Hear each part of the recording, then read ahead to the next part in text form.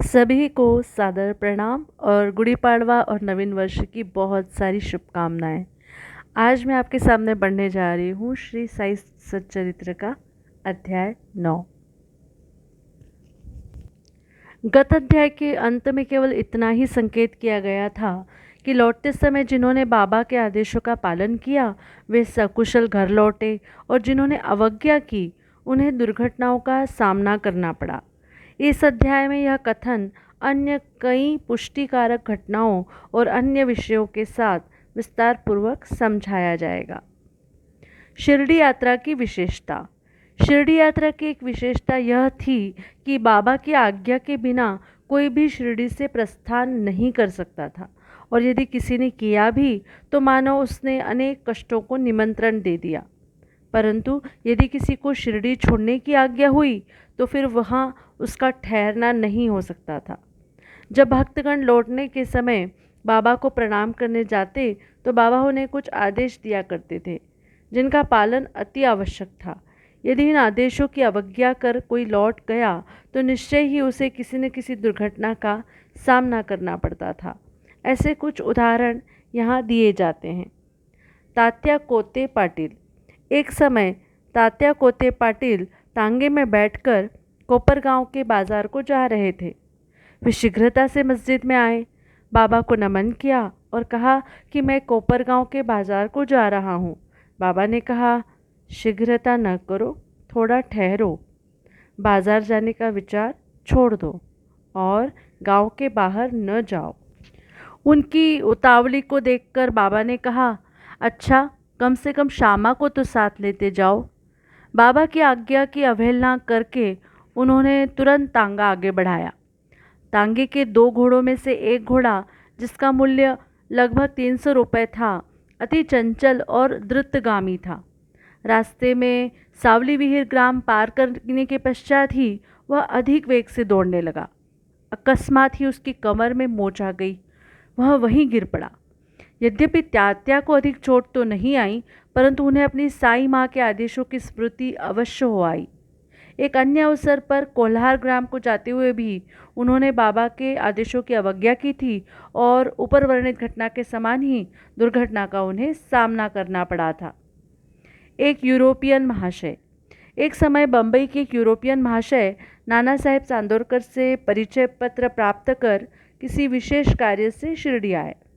उन्हें एक आलीशान तंबू में ठहराया गया। वे तो बाबा के समक्ष नत होकर कर कमलों का चुंबन करना चाहते थे। इसी कारण उन्होंने 3 बार मस्जिद की सीढ़ियों पर चढ़ने का प्रयत्न किया, परंतु बाबा ने उन्हें अपने समीप आने से रोक दिया। उन्हें आंगन में ही ठहरने और वहीं से दर्शन करने की आज्ञा मिली।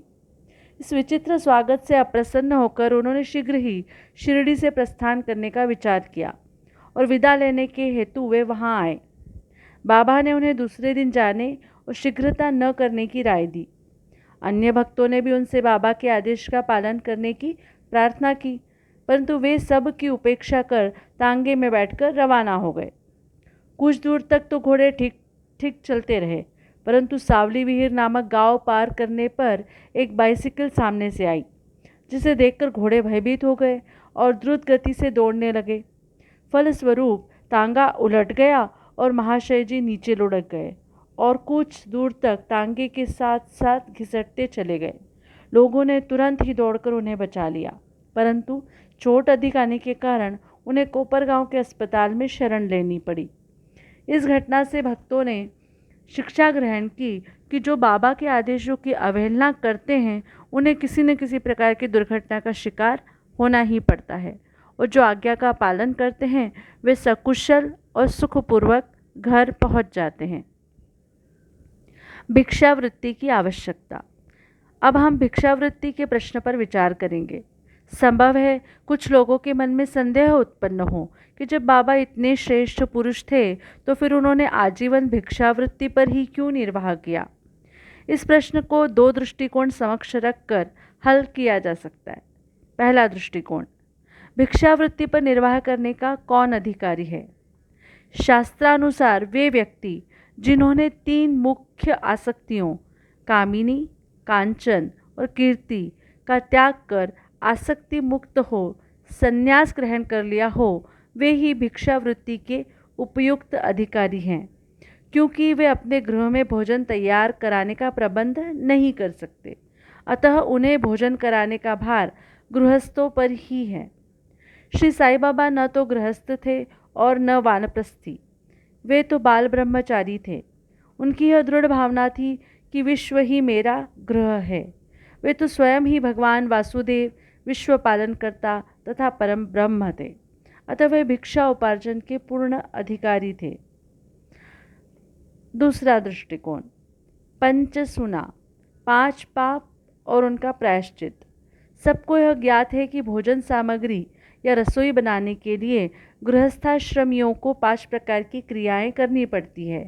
कंडणी यानी कि पीसना, पेषणी यानी कि दलना, तीसरा उदकुंभी यानी बर्तन मलना, चौथा मार्जनी यानी मांजना और धोना, और 5वां चूली यानी कि चूल्हा सुलगाना। इन क्रियाओं के परिणाम स्वरूप अनेक कीटाणुओं और जीवों का नाश होता है और इस प्रकार गृहस्थाश्रमियों को पाप लगता है।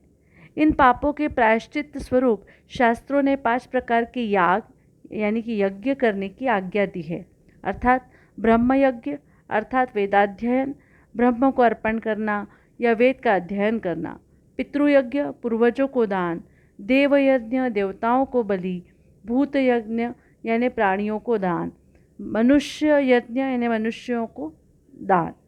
यदि ये कर्म विधिपूर्वक शास्त्रानुसार किए जाएं तो चित्त शुद्ध होकर ज्ञान और आत्मानुभूति की प्राप्ति सुलभ हो जाती है।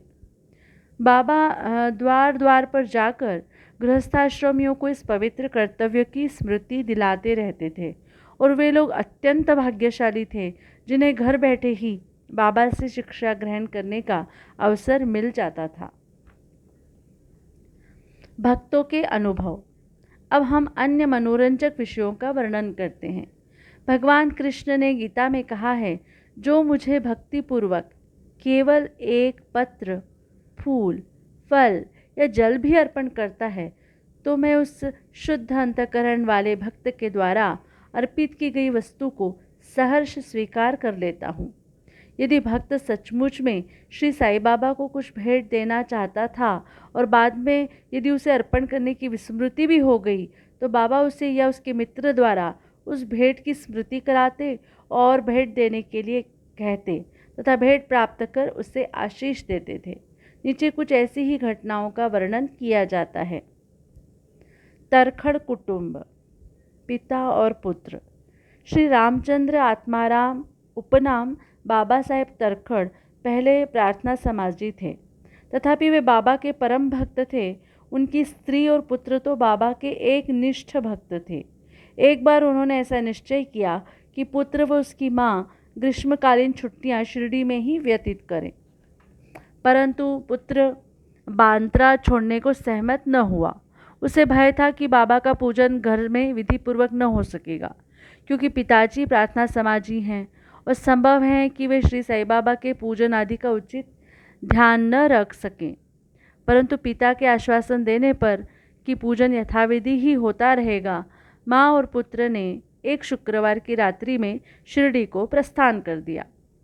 दूसरे दिन शनिवार को श्रीमान तरखड़ ब्रह्म मुहूर्त में उठे और स्नान आदि कर पूजन प्रारंभ करने के पूर्व बाबा के समक्ष साष्टांग दंडवत करके बोले, हे बाबा, मैं ठीक वैसा ही आपका पूजन करता रहूँगा जैसे कि मेरा पुत्र करता रहता है।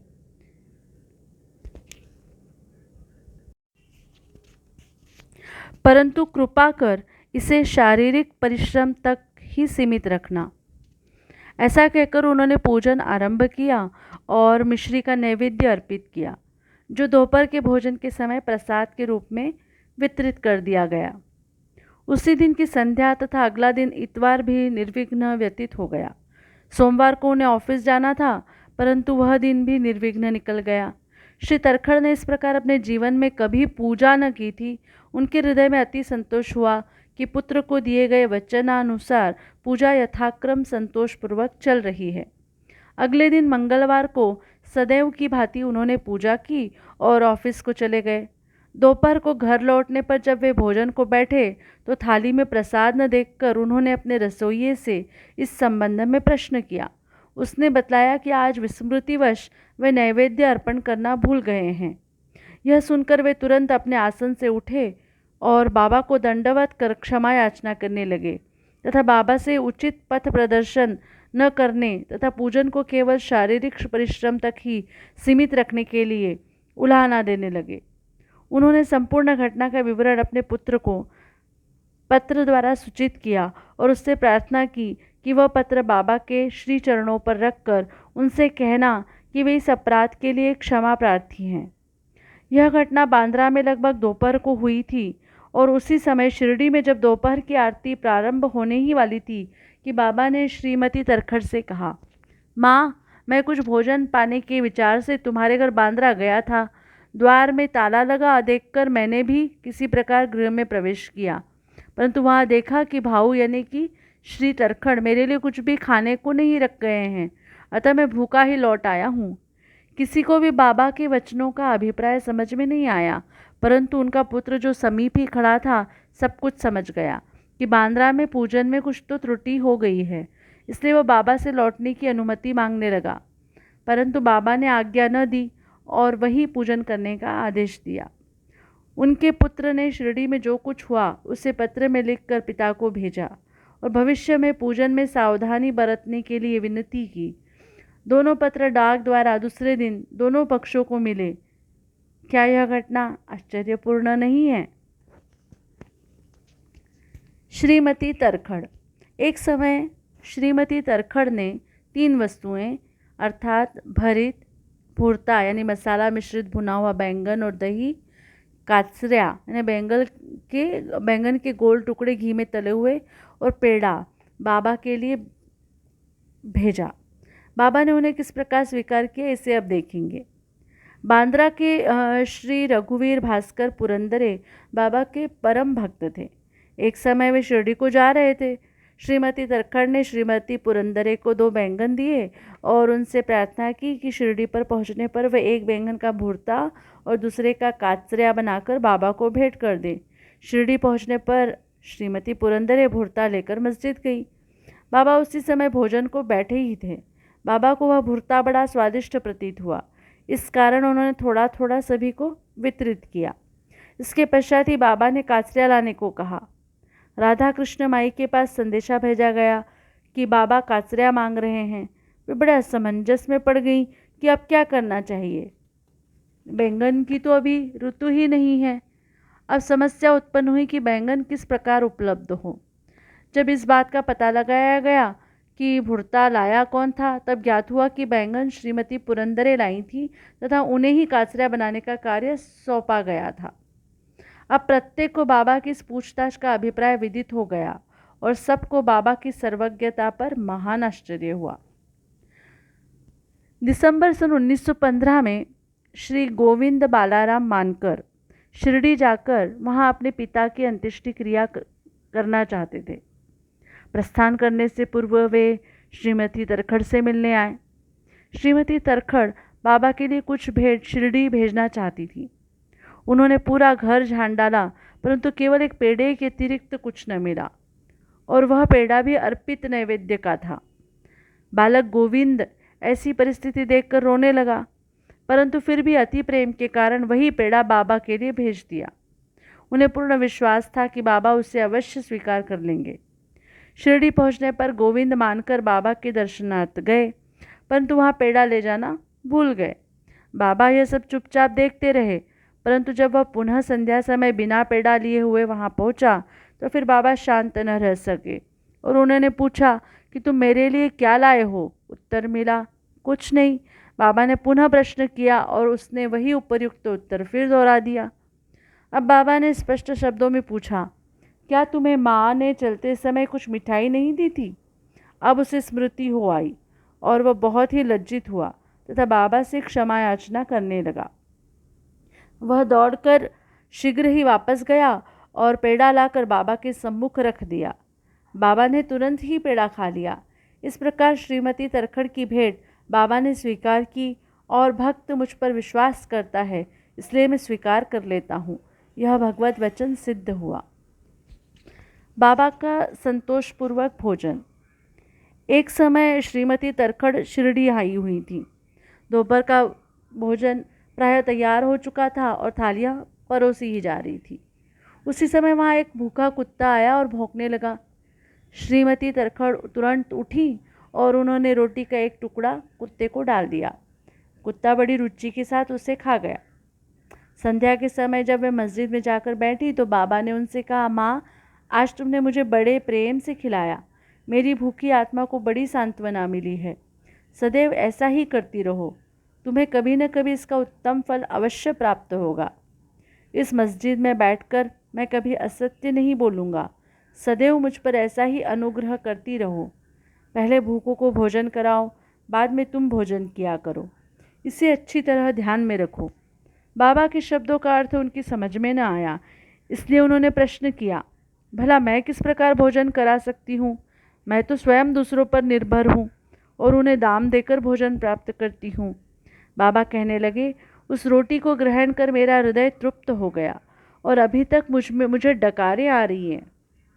भोजन करने से पूर्व तुमने जो कुत्ता देखा था और जिसे तुमने रोटी का टुकड़ा दिया था, वो यथार्थ में मेरा ही स्वरूप था। और इसी प्रकार अन्य प्राणी जैसे कि बिल्लियाँ, सूअर, मक्खियाँ, गाय आदि भी मेरे ही स्वरूप हैं। मैं ही उनके आकारों में डोल रहा हूँ। जो इन सब प्राणियों में मेरा दर्शन करता है वह मुझे अत्यंत प्रिय है। इसलिए द्वैत या भेदभाव भूलकर तुम मेरी सेवा किया करो।